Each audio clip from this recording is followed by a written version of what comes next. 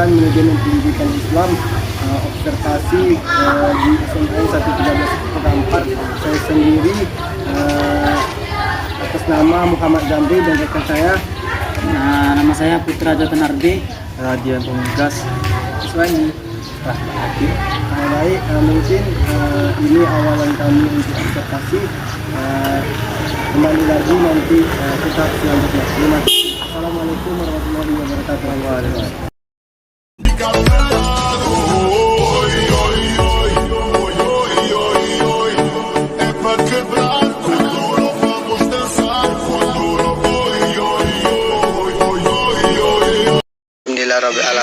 Puji syukur atas kehadiran Allah yang mana pada kesempatan kali ini kami bisa berkunjung ataupun sampai di SMA 113 Kota Kampar, yang mungkin saya alumni dari SMA ini juga, Pak. Selawat dengan salam tidak lupa pula kita hadiahkan buat junjungan alam, yakni Nabi besar kita Nabi Muhammad SAW dengan ucapan labas Allahumma shalli ala sayyidina Muhammad wa ala sayyidina Muhammad. Yang pertama mungkin yang terhormat Bapak Kepala SMA 113 Kota Kampar. Kami dari UIN Suska Riau, dari jurusan Manajemen Pendidikan Islam, tugas dari mata kuliah kami tentang wawancara kepala sekolah mengenai pengelolaan sekolah, Pak. Kami mengucapkan ribuan terima kasih lah kepada Bapak kepala sekolah yang telah sudi mengkiranya menunggu ataupun menanti kedatangan kami di SMA 113 Kota Kampar, Pak. Yang pertama tentang pengelolaan sekolah SMA 113 Kota Kampar, Pak. Ada beberapa pertanyaan yang telah kami rancang dan kami sediakan, Pak, mengenai seputar sekolah ini, Pak. Yang pertama, bagaimana visi misi SMA 113 Kota Kampar ini, Pak? Terima kasih. Pertama sekali kami mengucapkan selamat datang di SMA Negeri 1 13 Kota Kampar, ya. Jadi tadi sebagai pengelolaan sekolah, pertama adalah tentang visi SMA Negeri 1 Kampar, yaitu mewujudkan insan yang cerdas, berakhlak, berbudaya dan bertakwa kepada Tuhan Yang Maha Esa dengan karakter pelajar Pancasila. Itu sebagai misinya adalah menciptakan pembelajaran yang bermutu sesuai dengan kurikulum Merdeka yang akan kita laksanakan. Kemudian juga melengkapi sarana prasarana pembelajaran, meningkatkan kualitas SDM guru dan tenaga kependidikan, kemudian menciptakan suasana belajar yang kondusif, kekeluargaan dan menyenangkan. Kemudian menciptakan lingkungan sekolah yang asri, nyaman dan rindang. Itu yang menjadi visi kita. Jadi, Pak, target dari visi misi ini bagaimana, Pak? Targetnya, Pak? Sebagaimana saya sampaikan tadi adalah visi, tentu target akhirnya adalah mutu dari kelulusan dari siswa. Jadi siswa yang lulus di SMA Negeri 1 13 Kampar ini memiliki apa yang diamanatkan oleh visi tadi, yaitu menjadi insan yang cerdas, kemudian berbudaya, berakhlakul karimah, dan memiliki sebagai profil pelajar Pancasila. Jadi itu yang diharapkan bagi setiap siswa yang tamat dari SMA Negeri 1 13 Kota Kampar. Baik, Pak. Itu untuk visi misi dan tujuannya, Pak, kan? Iya, betul. Ada pertanyaan yang kedua, bagaimana cara kepala sekolah untuk membimbing para guru di SMA 1 13 Kota Kampar ini, Pak? Iya. Memang untuk meningkatkan sumber daya manusia, terutama guru-guru, gitu ya, karena perkembangan dunia pendidikan saat sekarang ini dan perubahannya begitu cepat. Iya, betul.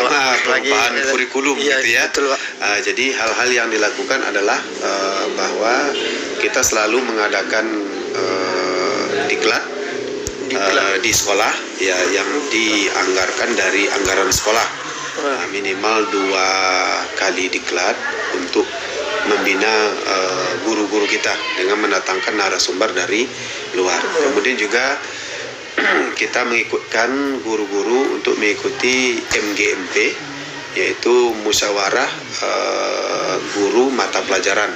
Jadi setiap mata pelajaran mulai dari agama, PKN, matematika, untuk seluruh mata pelajaran kita mengikutkan guru, dan itu skopnya kabupaten. Jadi umpamanya MGMP guru agama gitu kan, PAI pendidikan agama Islam itu untuk seluruh kabupaten. Kemudian MGMP guru fisika umpamanya, jadi juga kegiatannya di tingkat Kabupaten Kampar. Jadi di situ kita juga menyediakan anggaran mendukung kegiatan itu dengan membuatkan SPT, kemudian memberikan dorongan berupa uang transport dan konsumsi bagi guru-guru yang ikut dalam kegiatan tersebut. Karena kegiatan MGMP itu juga merupakan kegiatan guru-guru di setiap mata pelajaran, juga menginformasikan tentang perubahan-perubahan yang terjadi di dunia pendidikan yang terbaru gitu. Nah, jadi itu. Ya, tentang dari program NGNP tadi kan Pak? MGMP.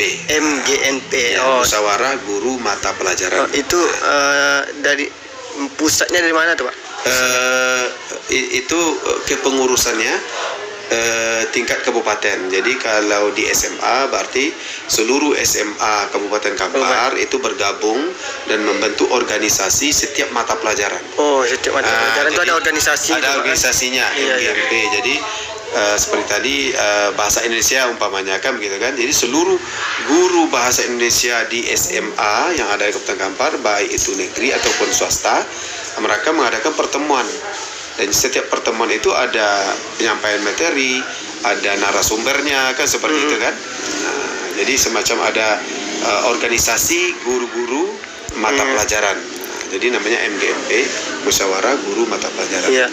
Skopnya kabupaten. Tadi kan Pak, itu ruang lingkupnya itu kabupaten kan Pak? Iya. Kalau ruang lingkupnya di sekolah ini Pak, bagaimana tuh Pak?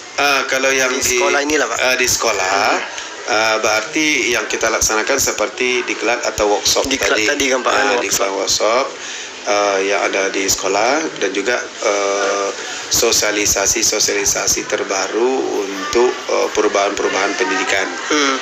Seperti kita juga akan didatangi oleh pengawas untuk mengadakan sosialisasi kurikulum Merdeka. Kurikulum Merdeka. Kemudian juga sebagaimana kami sampaikan tadi, minimal 2 kali setahun kita mengadakan workshop atau diklat dengan mendatangkan narasumber dari luar ya, kadang-kadang dari Dinas Pendidikan Provinsi Riau. Betul, Pak. Atau dari Widya Iswara LPMP kan seperti itu. Itu dianggarkan dari anggaran sekolah. Itu anggaran sekolah internal tuh Pak. Internal sekolah. Iya, Pak. Ya. Baik Pak, itu cara pendekatan Bapak dengan guru-guru juga itu Iya. Pak. Selanjutnya tentang kan dari kepala sekolah dengan guru dan kepala sekolah dengan murid. Jadi karakter kepemimpinan seperti apa yang Bapak pakai antara Bapak dengan guru dan antara Bapak dengan murid lah Pak? Ya, terima kasih ya. Jadi untuk pengelolaan pendidikan ini, kalau bagi Bapak menafsirkan begitu ya. Menafsirkan. Bapak tidak menerapkan istilahnya seperti atasan dan bawahan, tidak Masya seperti Allah, itu ya. Masya Allah. Jadi kita mitra saja. Jadi kepada guru-guru dari segi panggilan, Bapak selalu memanggil itu rekan-rekan majelis guru. Ini tujuannya adalah untuk mendekatkan kita antara guru. dengan guru. Kemudian juga setiap guru dengan ada pendekatan secara kekeluargaan ini kan, ide-ide, kemudian masukan-masukan begitu ya, untuk kemajuan sekolah kita ini bisa kita gali. Kemudian juga dengan siswa, Bapak juga menerapkan hubungan layaknya seperti Bapak dengan anak lah, seperti itu. Iya, bukan seperti kepala sekolah dengan murid kan, seperti Iya, itu kan. Jadi Bapak dengan anak, kemudian Bapak juga menyampaikan kepada siswa-siswi apapun keluhan, silakan disampaikan kepada Bapak. Iya, itu. betul, Pak. Istilahnya ruangan Bapak selalu terbuka. Iya Pak. Jadi kemudian juga Bapak juga sudah menyampaikan nomor WA Bapak kepada siswa-siswi. Iya betul. Dan kalaupun ada masalah-masalah, jadi siswa-siswi langsung aja me-WA kami gitu kan kepada Bapak, sehingga segala persoalan itu cepat diketahui oleh kepala sekolah kan begitu. Dan kalau sudah diketahui tentu kita mudah mencarikan solusi. Iya, Jadi cepat diselesaikan, dan itu tidak menjadikan sesuatu yang kadang-kadang kalau tidak tersalurkan kan akan menjadi sesuatu yang mengendap.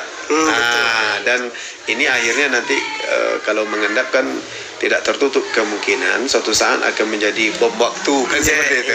Jadi kita salurkanlah. Jadi Bapak tidak menjaga jarak baik dengan guru ataupun dengan siswa, sehingga kita di sekolah ini suasananya dengan kekeluargaan. Demikian. Itu mungkin sebuah hal yang menjadi motivasi lah buat kami itu Pak. Karena kekurangan dari sebuah pendidikan sekarang antara kedekatan murid dengan kepala sekolah dan guru tuh kayak agak diasingkan gitu Pak. Jadi murid tuh agak segan dan lain sebagainya kan kepada guru ataupun ke sekolah tuh tentang permasalahan-permasalahannya kadang Pak. Betul. Karena kita di sekolah ini kan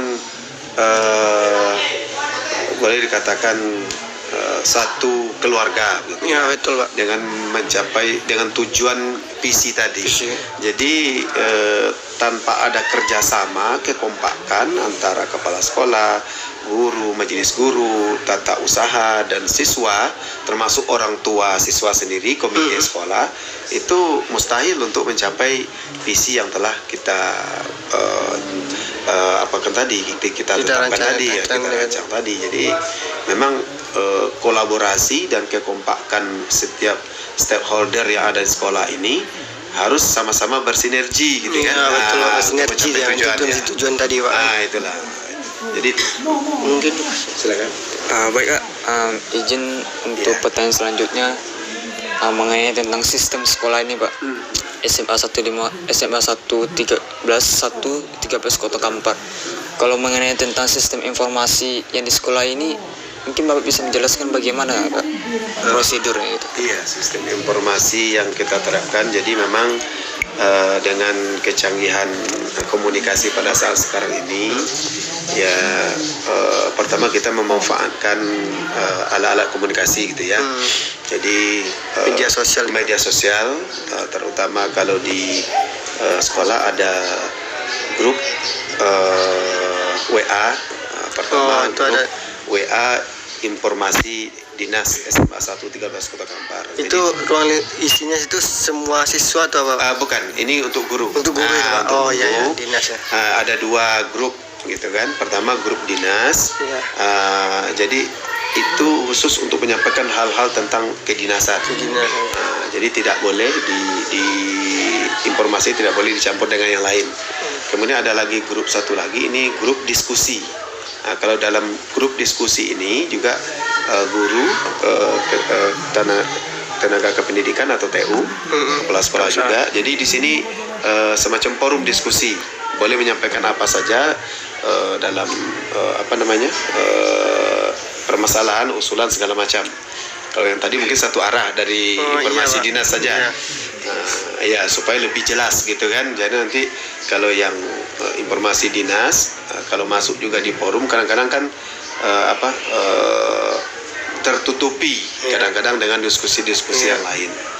Kemudian dengan siswa, kita setiap kelas itu mempunyai grup WA.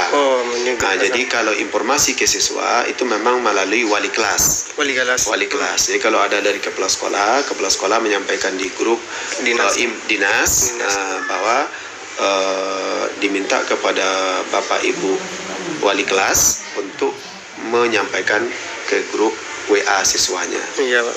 Jadi kemudian juga kita juga punya grup khusus untuk tata usaha gitu. Jadi tata usaha, jadi khusus untuk tata usaha agar nanti informasi-informasi yang berhubungan dengan administrasi sekolah juga tidak terlalu ramai di grup diskusi ini kan. Jadi ada juga grup khusus untuk tata usaha.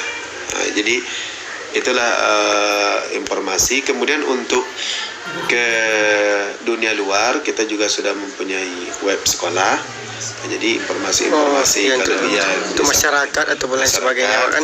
Ya juga. Jadi kemudian juga grup SMA Negeri 1 13 Koto Kampar gitu kan, FB-nya. Kemudian juga untuk menjalin komunikasi dengan alumni. Ya kita juga sudah kemarin merintis dan sudah ada grup FB alumni SMA Negeri 1 13 Koto Kampar. Iya Pak, itu saya dengar ceritanya. Itu. Ada juga itu Pak. Jadi mudah-mudahan nanti kan sebab alumni juga merupakan suatu kekuatan bagi sekolah untuk memberikan masukan-masukan terhadap kemajuan pendidikan di sekolah ini kan seperti itu. Jadi ada kontribusi nanti dari alumni, apakah itu berupa bisa memberikan motivasi kepada adik-adiknya, bagi alumni yang sudah berhasil kan seperti itu. Betul. Jadi bisa memberikan motivasi, memberikan sebagai narasumber nanti. Jadi dan juga secara moral ataupun material nanti terhadap kemajuan sekolah. Jadi mungkin itu. Ya nampaknya Pak, dengar cerita Pak tentang SMA nih, alumninya solidaritas dan kekompakannya itu terjaga kali Pak. Bagaimana cara Bapak mengayomi itu Pak? Sampai bisa lah Pak kan seperti itu. Memang ini juga tidak terlepas dari komunikasi kita kan seperti itu. Sebab Bapak pun dengan alumni selalu memberikan motivasi-motivasi. Memang sampai saat sekarang ini alhamdulillah kemarin kita baru saja mengadakan acara pertemuan akbar alumni Pak, betul. Di sekolah kita. Itu memang ditaja oleh angkatan kedua tahun Masya Allah, angkatan kedua. Iya, tahun 2006, tamatan 2006. Masya Allah. Jadi mudah-mudahan ke depannya kita bisa berkolaborasi dan dengan para alumni untuk menghimpun seluruh alumni karena kita sudah karena sekolah kita juga termasuk baru jadi kita menamatkan 17 angkatan. Nah, jadi 17 angkatan karena sekolah kita kan berdiri tahun 2002 dan tamatan pertamanya alumni tahun 2005. Jadi sampai sekarang sudah 17 angkatan, walaupun belum terlalu banyak tapi sekitar 2000-an alumni lah sudah ada gitu. Jadi kalau ini nanti terkumpul dan terhimpun, ini kan merupakan suatu kekuatan. Dan kami juga selalu berkomunikasi dengan para alumni tiap angkatan. Menganjurkan supaya nanti kita bisa berkolaborasi untuk tahun-tahun berikutnya. Kemudian juga bila perlu kita gabungkan acara tiap tahun reuni akbar dengan ulang tahun sekolah. Masya Allah. Jadi itu sebuah pesan juga untuk kepala sekolah yang lain itu Pak. Alhamdulillah nanti kalau bisa dijadikan itu semacam inspirasi atau ide kan akan lebih bagus kan gitu kan. Dan juga mudah-mudahan nanti kita bisa mewujudkannya akan seperti itu kan. Terus Pak, mengenai tentang kurikulum yang ada di sekolah ini bagaimana ya Pak? Iya, terima kasih. Untuk kurikulum untuk saat ini kita masih menggunakan kurikulum KTSP atau kurikulum 2013 ya. Kemudian sesuai dengan program Kementerian Pendidikan, maka untuk tahun ini ada perubahan ke kurikulum Merdeka.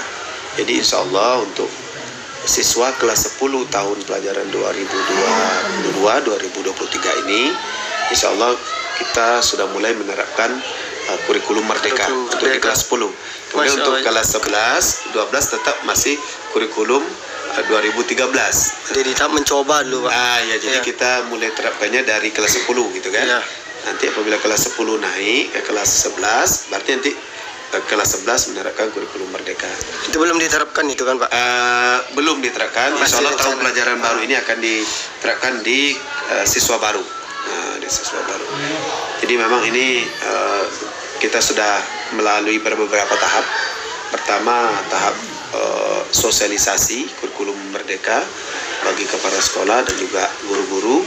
Kemudian juga sudah mendaftarkan sekolah kita ini untuk ikut berpartisipasi dalam implementasi kurikulum merdeka. Dan insya Allah sudah di-SK-kan oleh Kementerian Pendidikan bahwa SMA kita ini termasuk sekolah yang akan menerapkan kurikulum merdeka di tahun pelajaran baru ini. Jadi itu untuk kurikulum. Ya Pak, kalau Ya. mengenai tentang gambaran kurikulum merdeka ini, kalau bagi Bapak gambaran seperti apa kurikulum merdeka? Iya, terima kasih. Jadi memang ini karena kurikulum baru ya, Iya, jadi tentu belum terlaksanakan juga. Iya, sosialisasi. Kurikulum merdeka ini itu memberikan ruang kepada guru untuk lebih berkreasi dalam pembelajaran. Yang kedua juga memberikan kemerdekaan kepada siswa untuk belajar. Jadi dalam arti tidak lagi belajar itu hanya menerima informasi dari guru. Patokan dari guru saja Pak. Betul. Kan patokan. Tapi siswa sudah diajak untuk bermusyawarah. Mereka maunya seperti apa? Betul. Ya, Itu agak-agak kurikulum Prancis itu dipakai sih. mungkin ya ada. Iya. Jadi siswa itu maunya seperti apa? Contoh dulu yang sederhana, sebelum belajar masuki pelajaran atau di awal tahun pelajaran itu guru-guru bermusyawarah dulu dengan siswa. Jadi musyawarah mereka mau belajarnya seperti apa? Kan seperti itu. Iya. Apakah di dalam ruangan atau di luar ruangan? Kemudian sistem belajarnya digunakan apakah diskusi, kan begitu, atau praktek segala macam, dan juga seluruh aturan-aturan pembelajaran itu disepakati dulu antara guru dengan siswa. Itu pas betul tuh Pak yang disampaikan oleh Mbak Najwa Shihab kemarin Pak. Iya. Itu ada dirundingkan juga masalah itu Pak. Iya. Sesuai dengan kurikulum dari Prancis sekarang itu yang dipakai ya Pak. Nah itu ya, jadi boleh katakan mungkin kita sudah mengarah ke dunia global gitu Iya, ya. betul, global, Jadi, kan. makanya namanya kurikulum merdeka. Jadi siswa itu betul-betul merdeka, ada kebebasan untuk mengeluarkan ide, Iya. pendapat. Kami istilahnya ibaratnya begini. Mungkin selama ini kita ibaratkan kepada makan gitu ya. Jadi guru itu boleh katakan chefnya kan seperti itu. Betul kali. Jadi siswa selama ini mungkin yang di kurikulum sebelumnya itu akan makan sesuai dengan apa yang dimasak oleh chefnya kan seperti itu, Iya, guru. betul. Nah, tapi kalau untuk sekarang tidak seperti itu. Jadi chefnya ini akan memasak sesuai dengan permintaan siswa kan seperti Ya. itu. Oh, Pak, kami maunya hari ini telur dadar umpamanya kan seperti itu. Kalau dulu kan tidak seperti itu. Yang ya ada sekarang ini ya itu yang harus dimakan kan seperti itu. Kalau sekarang tidak lagi. Besoknya kami mau ikan bakar kan seperti itu. Seperti itulah yang digambaran sebagai kurikulum merdeka itu yang Bapak pahami sampai. Yang penting memberikan keleluasaan baik itu bagi siswa dalam belajar dan juga bagi guru untuk berkreasi. Jadi tidak ada lagi guru itu adalah sebagai pembimbing, bukan lagi sebagai betul, sebagai pembimbing dan pengarah. Yang belajar itu siswa. Jadi bukan lagi guru mengajar istilahnya, tapi siswa yang belajar. Jadi itu yang Bapak pahami tentang kurikulum merdeka ini. Demikian. Iya Pak, karena permasalahan dari sebuah pendidikan anak-anak murid sering cabut dan lain sebagainya karena tidak nyaman kurikulumnya kadang Pak. Betul. Karena selama ini kan mungkin tidak nyambung antara keinginan siswa dengan yang diinginkan guru kan. Jadi sekarang ini adalah semacam kontrak sebelum betul, Pak, kontrak. Belajar gitu, ada kontrak antara siswa dan guru seperti apa yang akan kita lakukan. Jadi kalau sudah dirancang bersama itu kan tentu tidak mungkin lagi akan cabut kan seperti itu, karena kan keinginan dia gitu. betul, mereka sudah itu sudah keputusan mereka kan begitu kan. Iya. Dan itu setiap keputusan kalau diambil bersama tentu kan kita sama-sama bertanggung jawab untuk Iya melaksanakan. betul Pak. Kalau selama ini kan boleh dikatakan langsung di doktrin aja seperti ini kan gitu. Ya, mungkin Ini tentang kurikulum nih banyak sedikit pertanyaannya Pak. Kenapa? Karena Kenapa? kurikulum nih agak sakral juga Ya, tentang betul. mata kuliah kami kan Pak. Ya.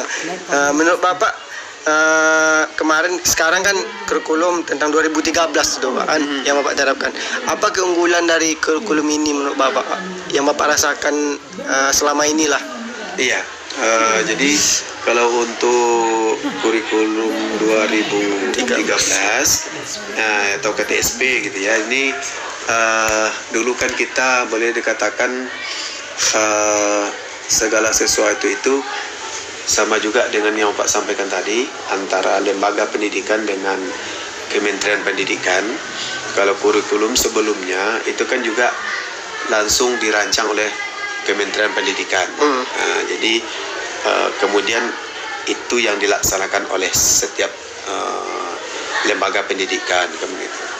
Tapi dengan kurikulum 2013 atau KTSP, kurikulum tingkat satuan pendidikan, satuan pendidikan sudah merancang.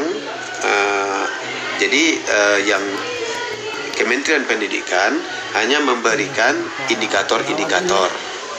Jadi dari indikator-indikator yang diberikan adalah kompetensi dasar, kemudian indikator itu yang diberikan oleh Kementerian Pendidikan. Kemudian dari kompetensi dasar dan indikator inilah sekolah menjabarkannya sesuai dengan situasi kondisi daerah, situasi dan kondisi pendidikan, lembaga pendidikan itu sendiri.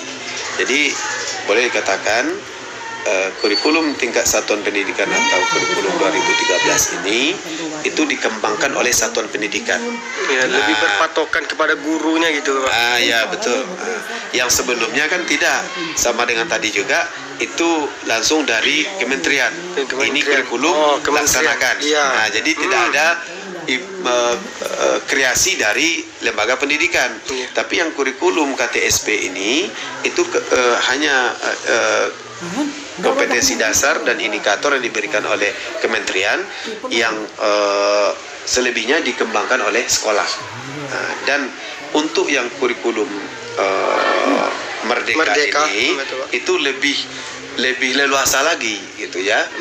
Guru, lembaga pendidikan untuk mengembangkan dan juga bukan hanya guru tetapi juga memberikan kebebasan kepada siswa. Jadi kalau yang 2013 ini lebih ke pemerintahan ini ya dikasihnya Pak itu. Iya, maksudnya begini untuk lebih jelasnya, kurikulum sebelumnya itu dulu boleh katakan langsung dari pemerintah. Ini kurikulumnya laksanakan. Betul. Jadi kurikulum 2013 atau KTSP, pemerintah hanya memberikan kompetensi dasar, indikator, silabus, kemudian dikembangkan oleh sekolah. Sudah ada peran sekolah. Kan seperti itu. Jadi kemudian yang kurikulum Merdeka ini justru lebih menitik beratkan lagi kepada perancangannya oleh satuan pendidikan. Sehingga nanti guru harus mampu membuat modul pembelajaran, harus mampu dikembangkan oleh kurikulum Merdeka ini dikembangkan oleh satuan pendidikan itu sendiri. Jadi menjelang itu kan memang bertahap dulu. Nah, jadi ada 3 tahap. Pertama tahap pelaksanaannya ada 3. Yang tahap 1 itu kurikulumnya tetap kurikulum 2013. Cuma pembelajarannya menggunakan pendekatan kurikulum Merdeka. Yang kedua itu pelaksanaan kurikulum Merdeka dan juga pengembangannya sudah kurikulum Merdeka. Kalau yang tahap ketiga itu sekolah sudah merancang sendiri kurikulum Merdeka itu. Jadi ini memang sekolah-sekolah yang sudah bagus dan memiliki SDM yang bagus seperti itu. Tapi akhirnya nanti kita mengarah ke sana karena kita ini awal, jadi masih di tahap kedua, 1 atau kedua gitu. Jadi itu pelaksanaan. Jadi Pak tentang kurikulum juga lagi Pak. Silakan. Kan kurikulum 2013 itu sudah Bapak rasakan gitu kan Pak. Kurikulum Merdeka ini belum Bapak rasakan. Menurut gambaran Bapak lebih lebih unggul mana untuk mengembangkan kompetensi siswa itu antara dua kurikulum ini menurut Bapak, Pak? Iya, terima kasih. Memang setiap pelaksanaan kurikulum itu punya kelebihan dan kekurangan masing-masing. Betul sekali, ya. Pak. Betul sekali. Jadi tidak ada yang istilahnya yang tidak ada yang ibarat makanan, tidak ada yang bisa diterima oleh semua kan seperti itu, karena mungkin selera berbeda-beda kan seperti itu. Jadi yang terpenting dengan ada perubahan kurikulum ini, kalau keunggulan kurikulum 13 tadi itu sudah Bapak sampaikan, memberikan keleluasaan kepada sekolah untuk mengembangkan kurikulumnya. Kalau di kurikulum Merdeka itu bukan hanya kebebasan, keleluasaan dari guru, tapi juga keleluasaan bagi siswa untuk mengungkapkan idenya untuk pengembangan kurikulum. Jadi ini memang belum kita laksanakan, tapi dari sosialisasinya secara konsep gitu ya, secara konsep dan filsafatnya kurikulum ini dilaksanakan, mudah-mudahan nanti lebih baik dan lebih bagus daripada kurikulum sebelumnya. Tentu ini juga tergantung kepada bagaimana sumber daya manusia kita di sekolah, gitu kan? Bagaimana menerjemahkan apa yang diinginkan oleh pemerintah terhadap konsep daripada kurikulum Merdeka ini. Jadi kan tadi ada gambaran Bapak tentang kurikulum Merdeka untuk besok di sekolah ini, Pak. Ya, Kapan target Bapak untuk menerapkan kurikulum ini, Pak? Untuk sekolah inilah, Pak. Nah, jadi sebagaimana Pak sampaikan tadi, untuk penerapannya kita mulai dari kelas 10 untuk tahun pelajaran 2022-2023 tahun ini. Khusus untuk kelas 10. Nah, ini nanti berikut kelas 10 naik ke kelas 11, berarti otomatis mereka tetap melanjutkan kurikulum Merdeka. Jadi seperti itu nanti sampai ke kelas 12. Jadi adik-adik yang baru daftar itu mengikut kurikulum Merdeka juga, Pak. Jadi naik dia ke kelas, tetap kurikulum Merdeka seperti itulah. Dan yang kelas 11 sekarang, karena dia sudah kurikulum 2013, mereka tetap sampai lulus nanti kurikulum 2013. Jadi tidak ada perubahan dalam setiap tingkat itu. Tapi kita mulainya dari bertahap gitu. Dasar. Dari dasar. Ya. Betul sekali. Itu sangat bagus tuh, Pak. Iya. Tentang sebuah kurikulum. Itu, Pak, ada nggak kurikulum tambahan mungkin, Pak, menurut Pak, dari rancangan sekolah atau Bapak sendirilah untuk sekolah ini, Pak? Iya. Kurikulum tambahannya lah, Pak. Jadi ini mungkin yang dikatakan dengan pengembangan tadi, sebab setiap sekolah itu punya peluang untuk berkreasi dalam ciri khas di setiap sekolah, betul ya, tersendiri. Untuk memasukkan ide-ide ya dari dari guru-guru, dari warga sekolah lah untuk ke kurikulum humasnya itu. Jadi ada semacam seperti budaya kita kan seperti itu, kebudayaan tambahannya gitu. Mungkin di kebudayaan kita, kemudian bagaimanapun agar siswa-siswi tidak tercabut dari akar budayanya. Masya Allah. Jadi kita 13 Koto Kampar lah yang disebut dengan Telago Undang dari adat di Kabupaten Kampar kan seperti itu, dengan adanya Candi Muara Takus kan seperti itu. Jadi tidak kita bisa nanti memasukkan di kurikulum itu bagaimana kebudayaan di 13 Koto Kampar kan seperti itu.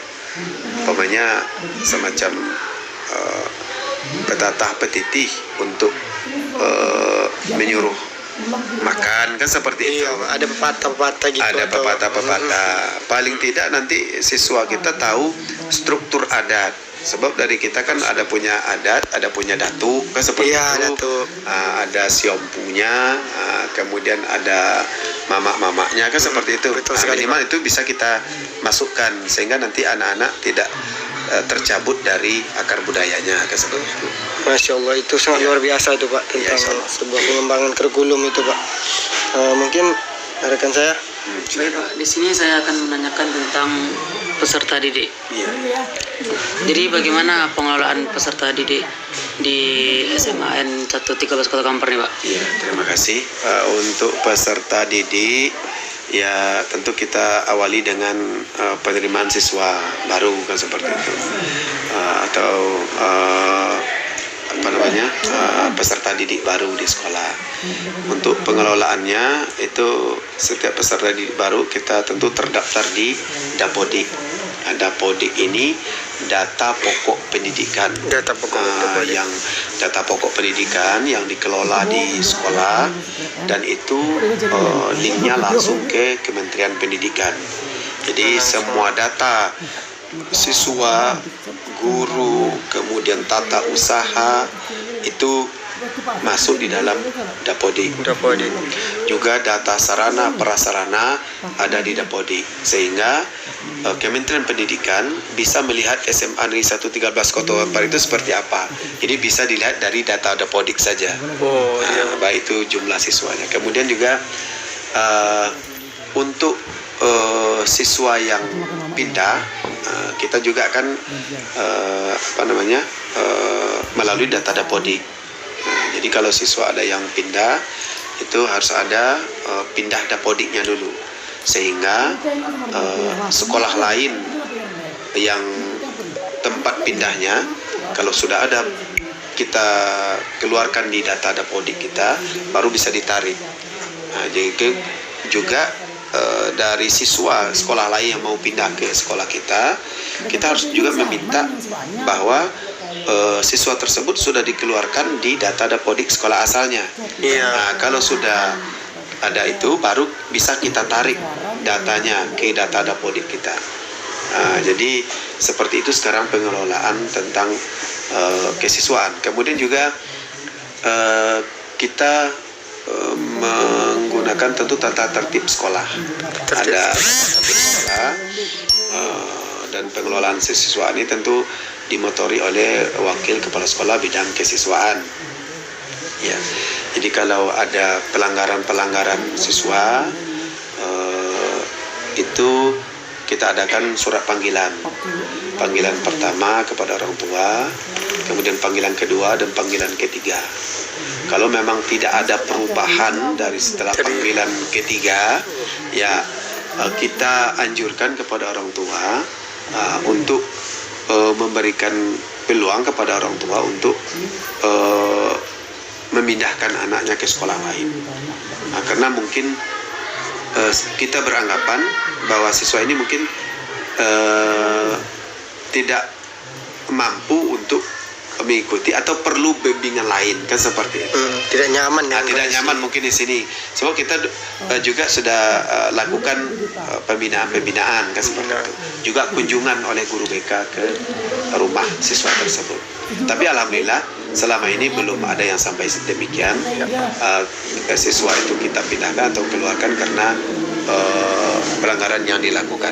Jadi kita tetap pembinaan yang diutamakan ya. Tapi itu boleh dikatakan sudah titik akhir begitu ya. Titik akhir ya, betul. Jadi itulah kesimpulannya, pengelolaan siswanya itu sudah menyatu di dalam sistem Dapodik. Kemudian untuk siswa-siswa yang penerapan disiplin di sekolah itu juga bertahap dengan mungkin peringatan lisan, kemudian tidak ada perubahan. Panggilan pertama kepada orang tua, kemudian juga sampai panggilan ketiga. Seperti itu. Itu yang bisa Bapak sampaikan. Kalau boleh tahu Pak, berapa peserta didik atau siswa-siswi di SMAN 113 Kota Kampar nih Pak? Ya, untuk tahun pelajaran ini jumlah siswa kita 281 orang. Nah, jadi ini memang kalau dibandingkan agak turun dari tahun-tahun sebelumnya. Biasanya di atas 300, tapi untuk tahun ini mudah-mudahan tahun ini bisa meningkat lagi kan seperti itu. Ya, karena mungkin ini juga dipengaruhi juga oleh sudah banyaknya sekolah gitu ya. Nah, sebab di kecamatan kita ini kalau SLTA ada 4. Gitu ya. Jadi ada SMA Negeri 1 13 Kota Kampar, SMA Negeri 2 13 Kota Kampar, kemudian SMK Negeri 1 13 Kota Kampar, dan juga MA Darus Sakinah. Jadi ada 4 sekolah yang SLTA. Tentu kan dari SMP, MTS yang ada, tentu kita bersaing lah untuk merebut hati siswa, orang tua ya, untuk masuk ke sekolah kita. Mungkin itu. Kalau untuk menurut Bapak, bagaimana cara Bapak untuk menariknya lah Pak, siswa-siswa itu agar tertarik ya dalam sekolah ini? Apa yang harus Bapak perhatikan untuk itu Pak? Iya, betul. Ya, memang ini promosi gitu ya, promosi Iya, betul, sekolah ya. Peserta didik baru. Iya, betul. Jadi kita tentu menonjolkan keunggulan-keunggulan kita ya. Pertama, prestasi-prestasi yang kita sudah raih sebelumnya, baik itu di akademik maupun di non akademik. Yang di akademik yaitu hasil-hasil kita mengikuti OSN, Olimpiade Sains Nasional gitu ya. Juga yang prestasi di bidang non akademik seperti olahraga ya, dan bidang-bidang yang lain gitu. Jadi memang untuk 2 tahun terakhir ini kita agak sulit di bidang non akademik karena dibatasi oleh kegiatan selama COVID. Sehingga kegiatan ekstra itu kan tidak jalan kan, seperti itu. Jadi mungkin itu yang kita lakukan. Kalau untuk ekstra sekarang Pak, bagaimana tentang udah berjalan atau belum ekstra sekarang Pak? Kan COVID sudah mulai memudar gitu kan. Iya, betul. Cuma begini, untuk saat sekarang ini memang kegiatan siswa ini kegiatan yang harus digalakkan lah, seperti itu kan, agar nanti kalau siswa banyak kegiatan tentu tingkat kenakalannya akan berkurang. Itu ada korelasi nanti. Jadi untuk saat sekarang ini kita belum melaksanakan kegiatan ekskul karena kita belum ada surat pencabutan dari Dinas Pendidikan terhadap surat sebelumnya. Iya. Walaupun sekarang ini sudah dilaksanakan, tetapi itu baru kebijakan sekolah. Nah, memang sekolah saat ini sedang menunggu bahwa surat dari Dinas Pendidikan Provinsi Riau agar kegiatan ekskul ini sudah resmi dilaksanakan. Nah, harusnya kan seperti itu. Iya, Pak. Nah, jadi kalau sekarang itu dilaksanakan, itu baru kebijakan di sekolah masing-masing. Nah, dan itu juga permintaan dari siswa. Jadi mungkin tentang eskul itu aja dulu yang bisa. Tentang itu eskul itu tentu untuk minat dan bakat para siswa peserta didik gitu kan Pak. Iya, betul. Nah, kan sekarang tidak ada eskul gitu Pak. Iya. Bagaimana cara Bapak untuk mengembangkan minat dan bakat siswa selain eskul? Kan eskul tidak diadakan gitu Pak. Iya, jadi untuk kegiatan sekarang yang kita adakan itu kegiatan rohani. Ya, Itu tetap ada itu. tetap ada di pagi Jumat gitu ya, kegiatan kerohanian.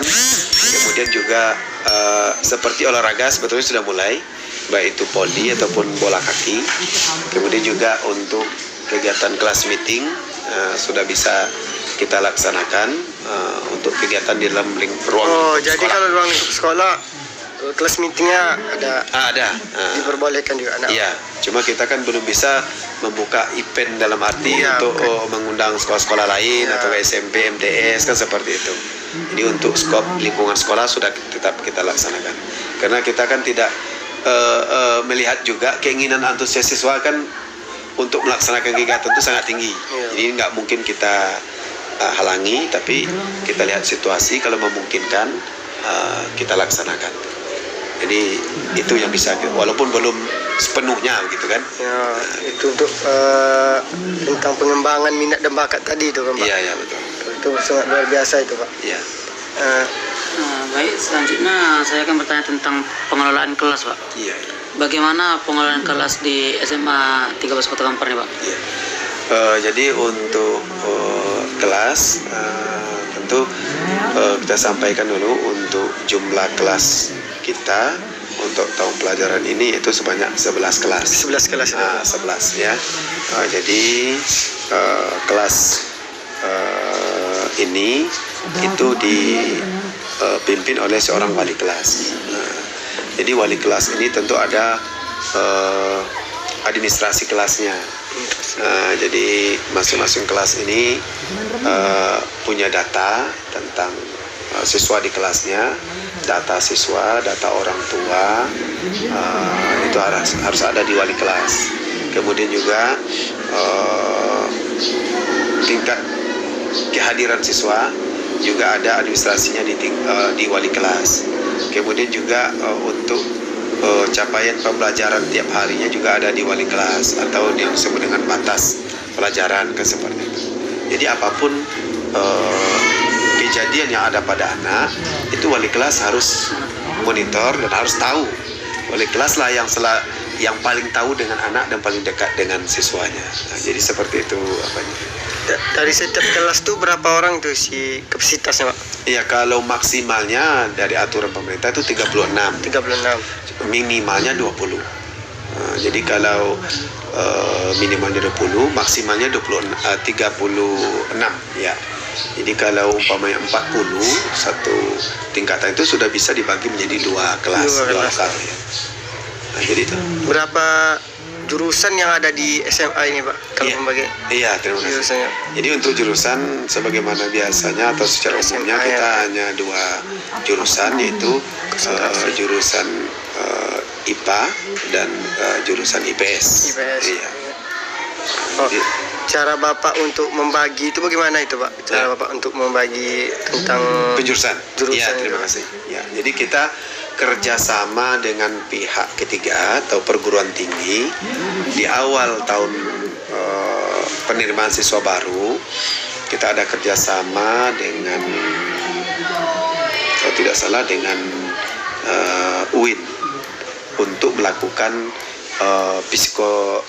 psikotes ya, untuk menentukan penjurusan. Jadi setiap siswa baru masuk kita lakukan psikotes, kemudian nanti keluar hasil rekomendasi dari lembaga yang melakukan psikotes. Kemudian kita bandingkan dengan juga nilai anak-anak, ya, nilai dia waktu di SMP atau MTS kan seperti itu, nilai-nilai yang berkaitan dengan IPA dan IPS. Kemudian kita padukan dengan hasil psikotes tadi.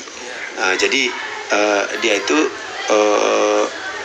secara data, jadi sudah bisa kita kelompokkan, berarti dia masuk dalam kelompok IPA dan masuk dalam kelompok IPS dari data.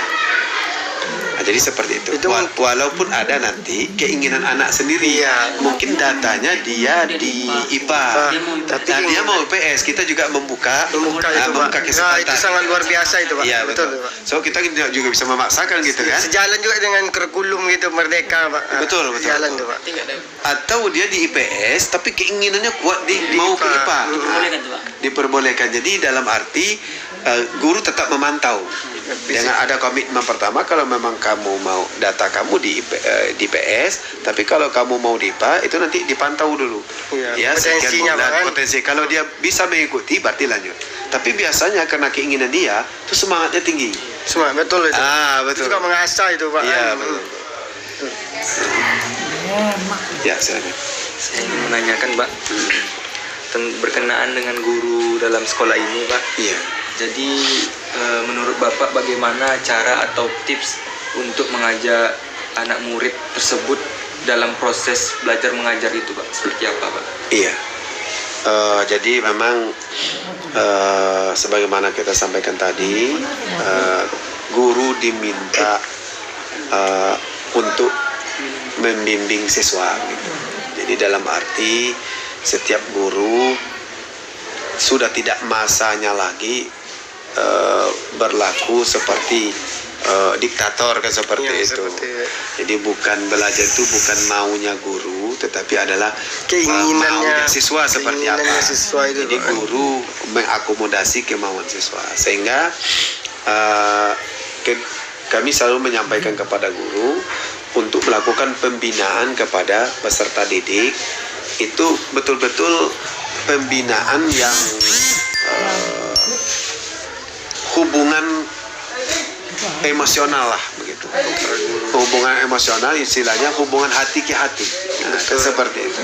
Sebab kalau guru itu bukan hanya mengajar, tetapi juga mendidik. Nah, kalau mengajar mungkin lebih simpelnya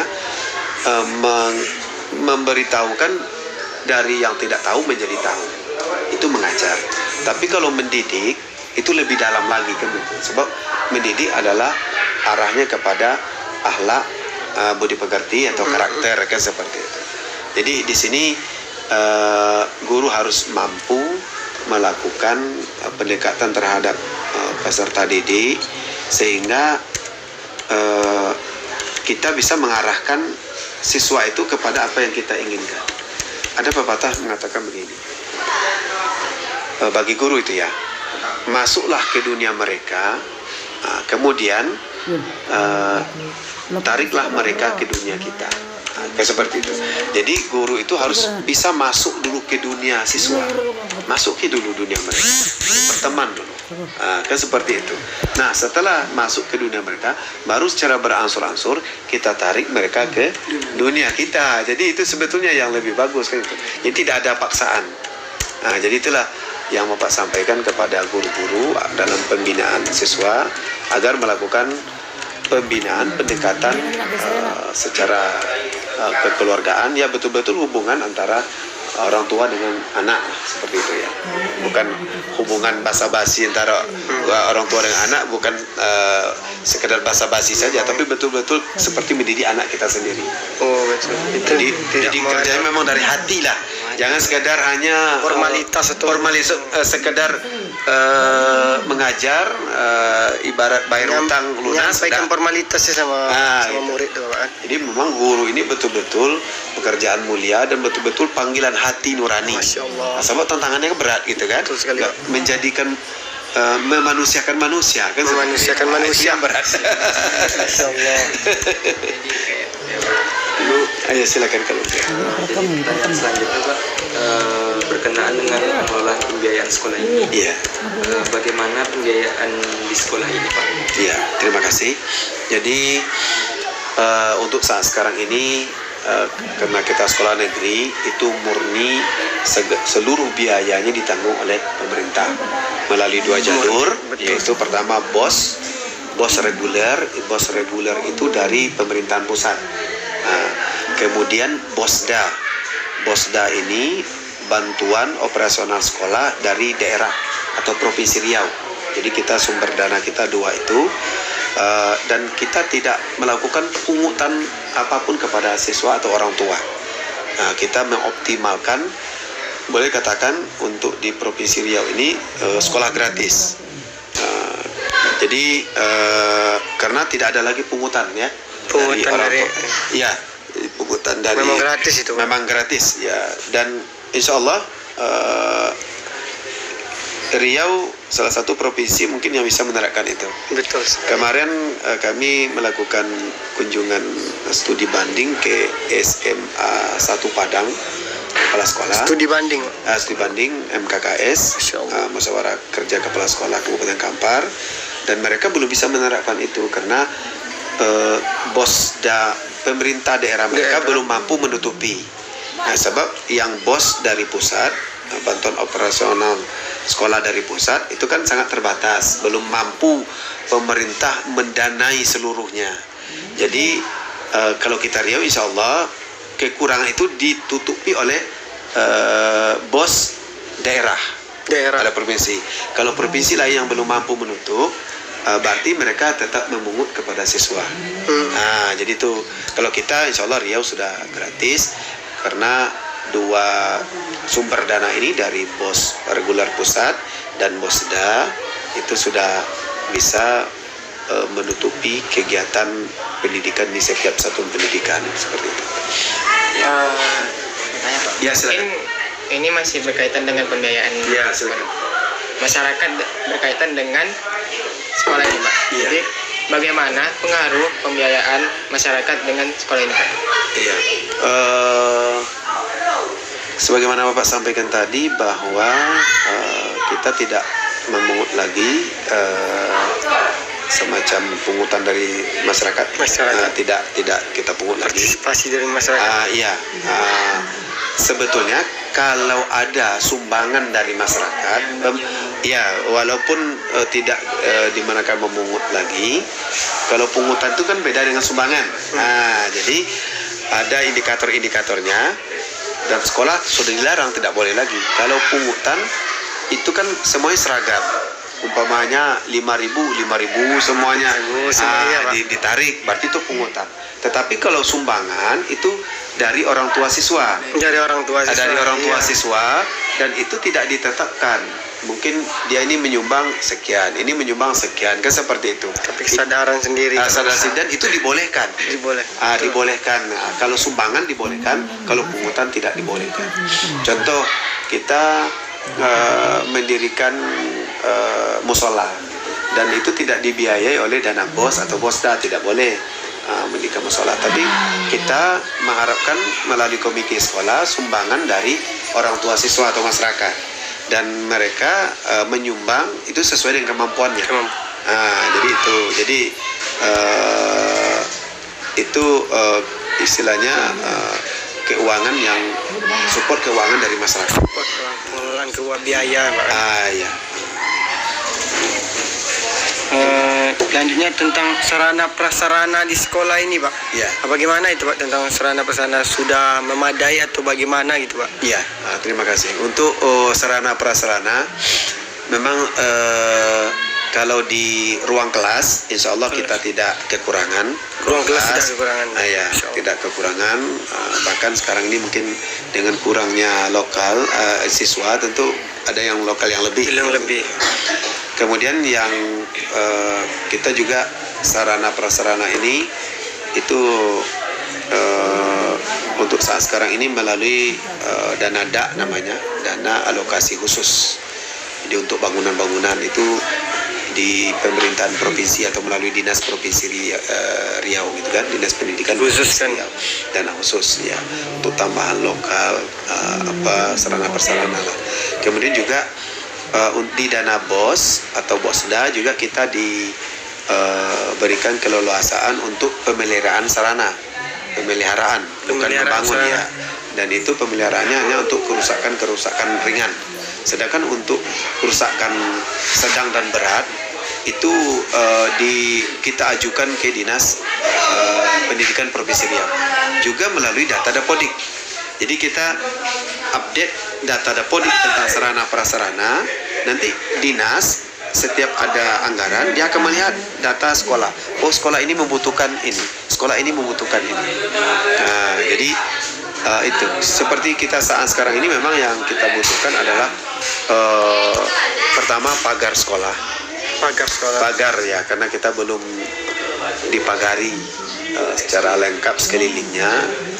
Itu juga dari swadaya sebetulnya kita itu dari pelanggaran siswa. Jadi pelanggarannya itu harus ditebus dengan menyumbangkan batako kan seperti itu. Jadi itu kita alhamdulillah sudah sekian ratus meter juga waktu itu kan bisa dipagari. Jadi ada manfaatnya seperti itu.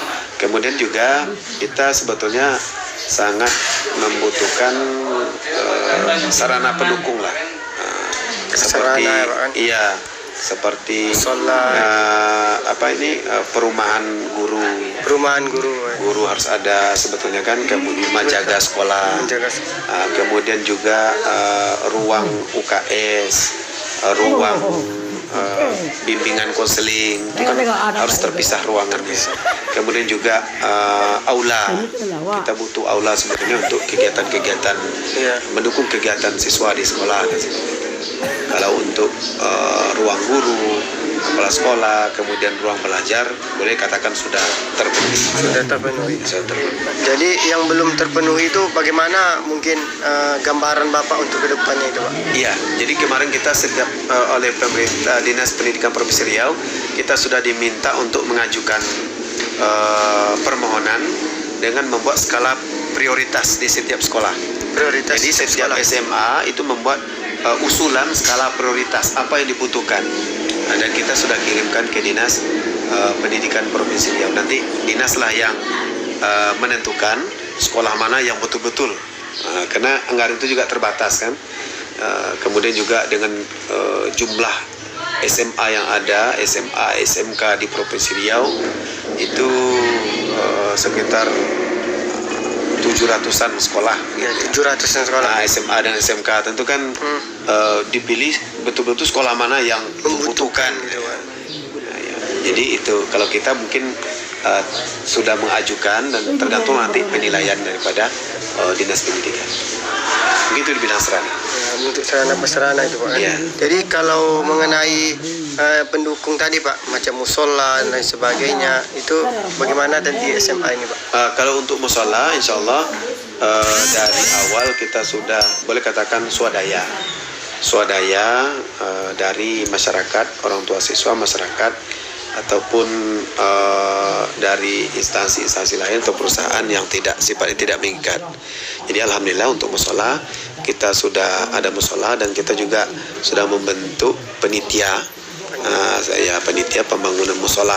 Jadi untuk saat sekarang ini kita programnya adalah untuk menambah kapasitas dari musola. Memperluas gitu. Jadi dan itu pun sudah berjalan dan juga seperti tadi sumbangan dari orang tua wali murid gitu, yang tidak mengikat. Mungkin ya pertanyaan terakhir Pak. Iya, silakan. Tentang tidak terlepas dari humas hubungan dengan masyarakat. Iya, bagaimana tentang pengelolaan humas di sekolah SMA ini Pak? Iya, untuk humas ini sangat penting gitu ya, sangat penting. Jadi kita memang sekolah kita ada memiliki tipe ya. Untuk jumlah siswa kita yang 281 ini itu hanya untuk 3 wakil kepala sekolah. Jadi wakil kepala sekolah bidang kesiswaan, wakil kepala sekolah bidang kurikulum, wakil kepala sekolah bidang sarana prasarana. Jadi kalau sekolah yang melebihi 18 lokal ke atas itu 4 kepala sekolah, termasuklah wakil kepala sekolah bidang humas atau hubungan masyarakat. Namun di kita karena tipe sekolah kita, maka yang untuk wakil humas ini itu digabungkan dengan sarana prasarana. Nah, jadi humas hubungan masyarakat yang kita bangun yaitu terutama dengan komite sekolah. Komite sekolah merupakan perwakilan dari orang tua, dari siswa. Kita tetap mengadakan pertemuan rutin ya, di awal tahun pelajaran, kemudian di akhir tahun pelajaran. Kemudian juga di dalam pengelolaan keuangan sekolah itu ada namanya tim bos. Itu juga ada tim bos sekolah. Ya, tim bos sekolah itu terdiri dari perwakilan komite, perwakilan masyarakat, perwakilan majelis guru. Jadi masyarakatnya ada juga itu? Ada, tokoh masyarakat. Ya, tokoh masyarakat. Jadi dimasukkan dalam tim manajemen bos sekolah. Dan kita melakukan pertemuan berkala tentang pengelolaan dana bos di sekolah seperti itu. Mungkin Pak boleh minta sarannya ataupun motivasinya lah Pak, ataupun cara pandang Bapak untuk kedepannya untuk sekolah SMA 113 Kota Kampar ini Pak. Iya, untuk kedepannya karena kita sudah memasuki persaingan global gitu ya. Iya. Apalagi namanya sekarang ini industri 4.0 itu. 4.0 ya. Jadi dalam arti sekolah juga harus menghadapi itu. Pasti menghadapi itu. Makanya untuk ke depan ini sekolah juga harus memiliki kemampuan untuk meningkatkan kemampuan SDM di sekolah, dan juga kemampuan atau mutu lulusan, sehingga nanti baik itu guru ataupun siswa mampu bersaing untuk memasuki perguruan tinggi dulu ya, kalau SMA ya, karena kalau SMA Persaingan di perguruan tinggi ketat kan seperti itu untuk masuk ke perguruan tinggi. Jadi memang ke depan ini kemampuan IT dari guru dan masyarakat sekolah wajib. Karena kedepannya itulah salah satu syarat untuk bersaing di dunia global. Jadi makanya kita juga dalam pembinaan guru harus mampu menguasai IT. Pembelajaran dilaksanakan dengan IT seperti itu. Jadi sehingga kedepannya tidak ada kata lain selain daripada peningkatan mutu guru, peningkatan mutu lulusan, sehingga nanti sekolah ini bisa bersaing dengan sekolah-sekolah lain. Kalau tidak, tentu minat untuk masuk ke sekolah kita ini akan menurun ke seperti itu. Sudah komplit itu namanya Pak kan? IT, kompetensi, harus, iya. minat bakat, iya. Dan kita harus mampu menunjukkan itu ke masyarakat kan seperti itu kan? Betul sekali. Dengan kegiatan-kegiatan kita, prestasi-prestasi kita, itulah sebagai daya tarik nanti ke sekolah kita ini. Oh, jadi Pak, SMA 1 nih tentang humasnya Pak, hubungan dengan kampus-kampus lain atau sekolah lain, bagaimana Pak kolaborasi dengan sekolah lain Pak? Sudah ada atau bagaimana? Iya, terima kasih. Kita juga sudah menjalin hubungan dengan beberapa perguruan tinggi. Kemarin ada dengan UNRI, dengan Universitas Riau, ya.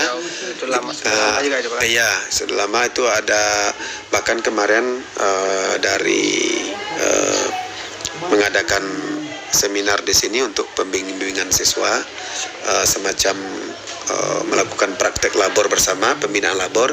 Kita juga diberi bantuan alat-alat dan bahan-bahan labor. Kemudian dengan UIN, ya, termasuk kerjasama dengan tes psikotes tadi, dengan UIN.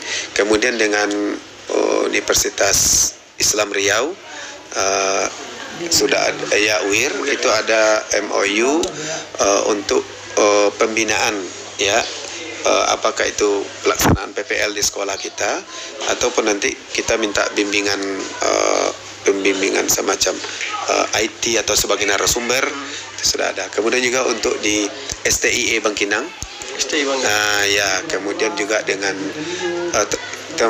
kemarin dengan Universitas Bung Hatta Padang, iya, juga sudah datang ke sini, dan semacam ada MOU kerjasama, terutama meningkatkan mutu lulusan di sekolah dan untuk bisa masuk di membuka peluang untuk masuk di Universitas Bung Hatta Padang. Jadi itu yang kita laksanakan untuk dengan perguruan tinggi. Mungkin Pak, sudah cukup lah informasi tentang pengelolaan sekolah SMA 1 13 Kota Kampar Pak. Kami pun mengucapkan ribuan terima kasih lah Pak. Masalah baik itu tentang visi misi tadi, cara pengelolaan sekolah dan lain sebagainya yang kita bahas tadi Pak. Kami mengucapkan ribuan terima kasih lah buat Bapak dalam sudi kiranya menanti kedatangan kami dari awal sampai akhir. Kami terima kasih ya. Bapak juga mengucapkan terima kasih atas kunjungannya dan mohon maaf dengan penyambutan yang ala kadarnya kan seperti itu. Kemudian juga Bapak selaku yang dituakan di sekolah sangat mengharapkan masukan-masukan, ya. Jadi kalau ada nanti ide-ide tentang sekolah kita ini, silakan saja apakah melalui WhatsApp atau melalui pertemuan langsung, ya. Sebaiknya sekolah kita ini begini Pak. Mungkin adik-adik dari mahasiswa bisa melihat perkembangan di sekolah lain, bagaimana kalau diterapkan di SMA kita ini kan seperti itu yang sangat Bapak harapkan, dan juga mudah-mudahan nanti hubungan kita ini tidak berhenti sampai di sini saja, tapi juga nanti ada berbagi informasi kan seperti itu kan, dan bisa juga mempererat hubungan antara silaturahmi antara SMA 113 Kota Kampar dengan adik-adik dan juga lembaga universitas tempat adik berkuliah kan seperti itu. Masya Allah, mungkin sebuah hal karakter Bapak, tipe Bapak itu patut diapresiasi dan patut dicontoh itu Pak, dari kepala sekolah lain yang di luar sana itu Pak. Alhamdulillah, istilahnya kita harus terbuka ke seperti itu, jangan puas diri, karena untuk maju itu kan kita tidak bisa sendirian kan seperti itu. Sangat membutuhkan orang lain, sangat membutuhkan ide-ide dari berbagai pihak kan seperti itu saja. Mungkin kami mengucapkan ribuan terima kasih Pak. Saya sendiri dan rekan-rekan pamit undur diri juga nanti Pak. Iya. Saya Mungkin kalau ada Ya silakan kalau ada mau foto kan di depan pun juga boleh. saya pribadi mengucapkan assalamualaikum warahmatullahi wabarakatuh. Waalaikumsalam warahmatullahi wabarakatuh.